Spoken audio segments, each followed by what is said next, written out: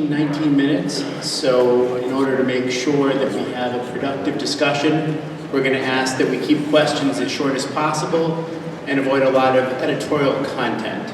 There are 3 microphones, one in each of the 3 aisles, so if you have a question, please come up to the microphone closest to you. Before you start speaking, please give us your name and your company name. And don't everybody rush to the stage.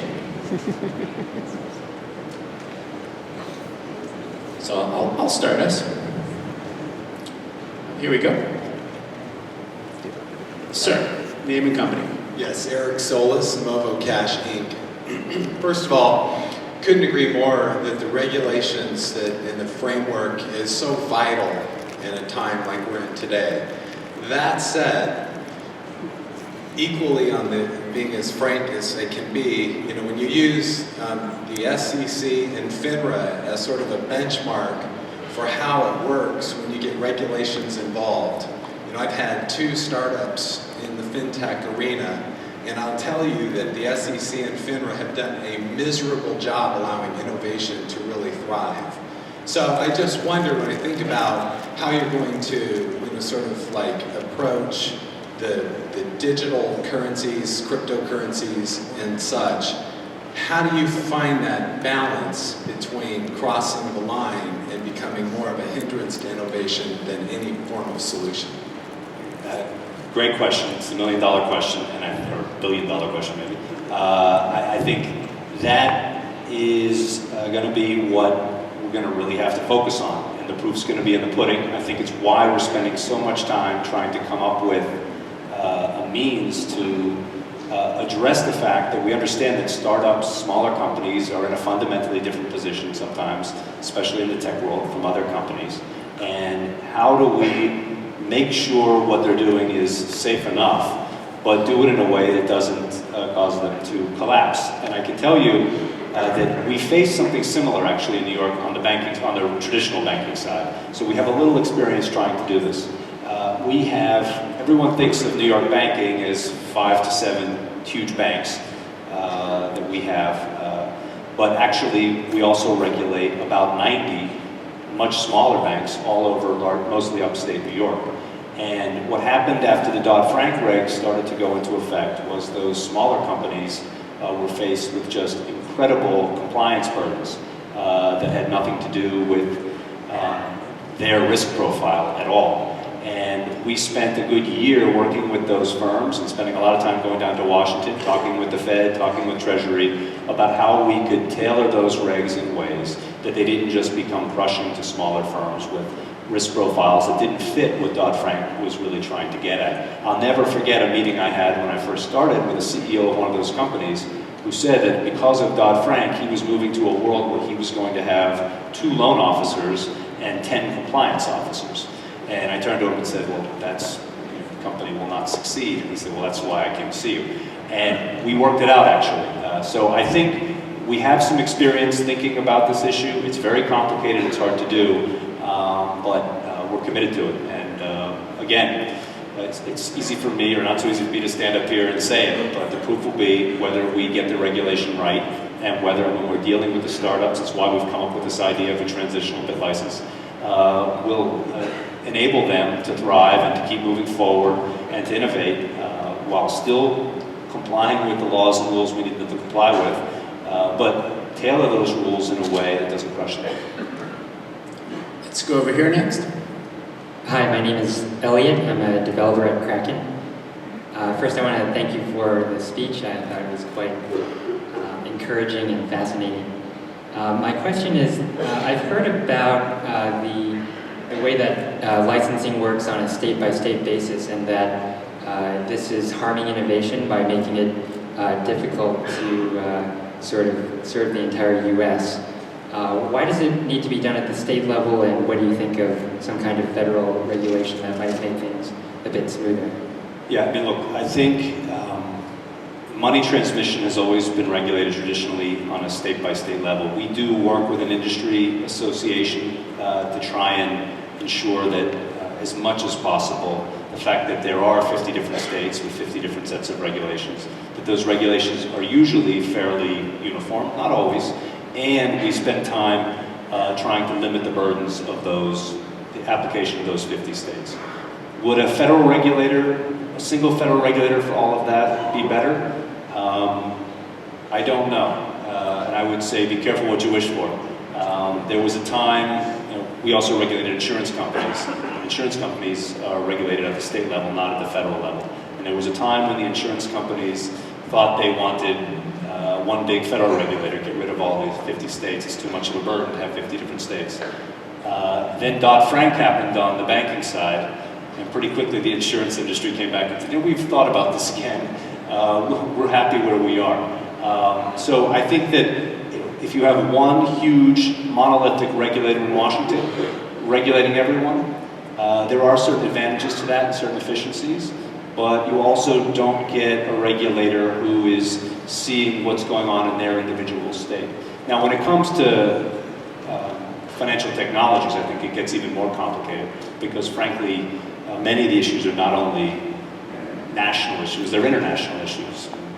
You could take Mt. Gox. So I think that is going to present real challenges, and if virtual currencies, digital currencies become more ubiquitous, I think there will have to be a real effort on the international stage to come up with standards.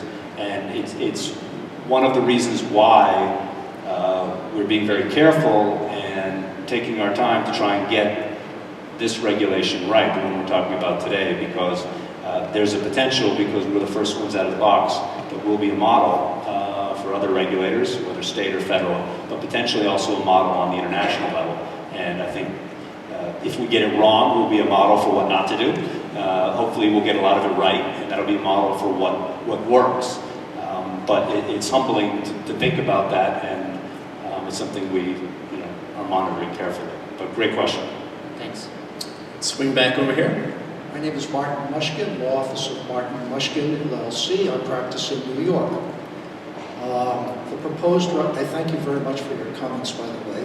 They were relieving. The expression involving New York in the proposed regulation is so broad, I suggest to you that even with the transactions being further defined, that it's going to create real problems. I wonder if you would comment on dropping that expression and finding something that is more traditional under New York law, like in the CPLR. We will always listen to those kinds of comments. I'd want to talk with the team about that language. I know there's in a number of different contexts in our regulation, not of virtual currencies, but generally, where we just went through this with payday lending, where you had payday lending is illegal for the most part under the usury laws of New York. We have very strict usury laws. About 15 states in the country do. The other 35 states allow payday lenders to do what they do. And the issue was, while it's illegal in New York, and we didn't have those kinds of lenders in New York, we started to see lenders from outside of New York marketing those loans to New Yorkers over the internet, usually, into New York. And the issue became, our job is to protect New Yorkers. So we took a number of different steps, eventually got us sued. We won the suit, but we took a number of steps to try and limit the impact of those loans coming into New York via the internet through the ACH system. So I guess generally I think of it the same way. We want this regulation to protect New York consumers, and so we want it just broad enough to make sure we do that, but no problem. So, but I will take a look to the extent the language goes further than that, and there's other language that accomplishes everything we want to accomplish. I'm wide open to it. One last comment, if I may. I suggest to you that you will find that that language, in light of cases in the last 9 months, actually produces constitutional questions. Folks, just a reminder to keep things going. Let's have questions and less editorial comment, because we don't have that much time left, and there are several people lined up. Sir, in the middle. My name is Mark Smith. I'm the founder of Math Money FX, 18 years experience in traditional fintech. Where are you from? I'm based in Manhattan.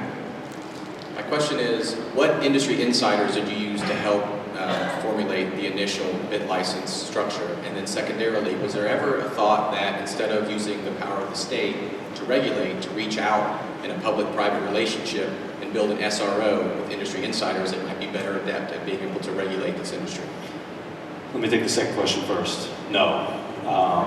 There you have it. But you know, it's just, we didn't do that. It just wasn't the path that we were on. On the first question, it's one of the reasons we held 2 very long days of hearings. And there's sort of a good impact of holding an extensive hearing is you have to spend a lot of time getting ready for those hearings, so you know what you're talking about there. And in the month or so leading up to the January 14 hearings, we spent a lot of time with various different players from all angles of the community. Then we had the hearings and we learned a ton, not only from the back and forth of the hearings, but also from the written submissions we got. And we got a lot of written submissions from people who didn't testify, which we also read. And then since that time, until, that was January, and then until July of 14, when we put out the proposed reg, I think we have a team of about 15 people working on this now. They were having meetings almost on a daily basis with numerous players in the industry. I bet some of them are probably here today. So we took a lot of comments. Doesn't mean we let anyone else write the regs. Our people wrote the regs, and that's, I think, appropriate in how it should be done. I've seen other institutions who don't do it that way and have an initial draft come from the industry, let's say. I don't think that usually works out for the best.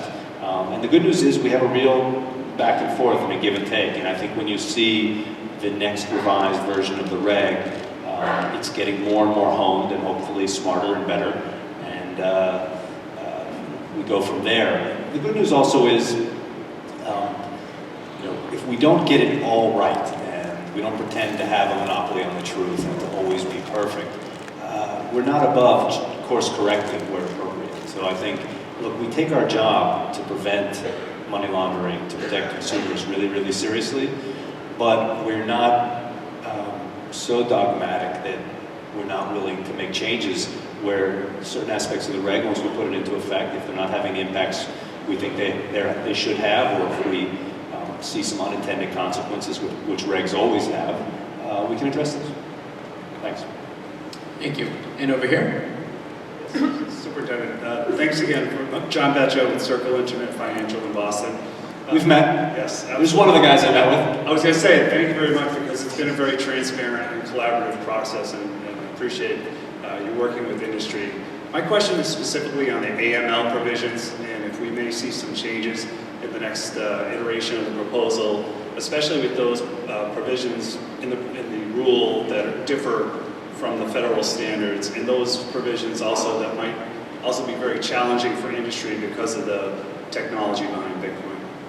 Yeah, so there's 2 aspects to your question. On the changes that we might or might not make to make them consistent with the federal regs, I don't know that we're going to do that, but we're still working on it. But on the question of asking for certain AML information or KYC, know your customer information, that may be literally impossible for a firm to do, that's something we are wrestling with right now. Obviously, we're not going to ask firms to do something they simply can't do. And but what we're working through is, what is that exactly that can't be done? And we get it, especially when it comes to information about the recipient of a transaction. Obviously, when you onboard someone, you're getting a fair amount of information from them and can understand who they are and what they're doing. When that money is, or virtual currency is then flowing to another place, we get that you have IP information and you have identifying information given to you by your customer, but asking you to try and verify that may be a fool's errand. So again, we're thinking long and hard about that, and the comments you guys have submitted on that have been excellent. Thank you. You guys have been waiting over here, so let's try and take 2 from this side. Hi, Joe Colangelo from Consumers Research. Superintendent, how, if at all, has your understanding of Bitcoin, the technology behind Bitcoin, evolved since you first put together a proposal? And second, what kind of role do you see multi-signature technology playing in protecting consumers of the state of New York?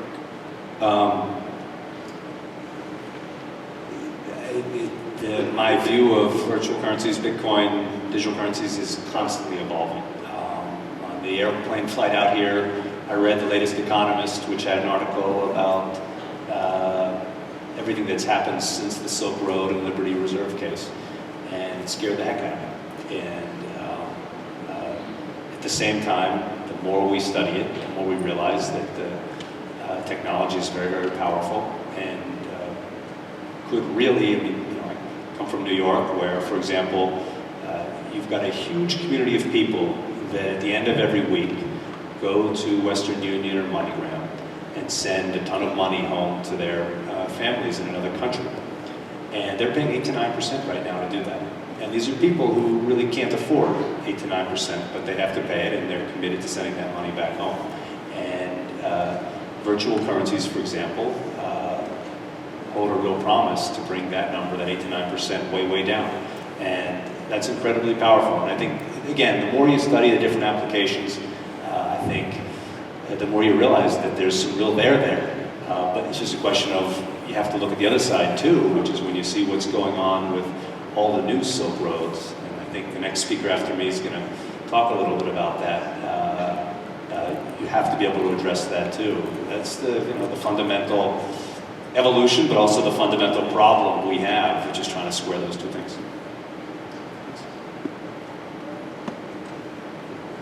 I'll talk to you after about your multi-signature question. Sorry, I forgot a second part. My name is Noah Berger. I'm with XP Teller. I'm curious, you mentioned that you had about 15 people tasked with BitLicense, and that the people of the state of New York are sort of, the people you're trying to protect. I'm curious, one, how much of their tax money has gone to fund this BitLicense from prior to the January 2014 through now, and how, before you began your investigation, how many outcries did you get from your population in New York that were asking for protection from your department? Sure. So zero. We've spent zero money. We have a general budget of our department, and we get that whatever we do. And our job is to spend our time, and my job is to make sure that the 1,400 people that work at the Department of Financial Services in New York are doing things that make sense and matter.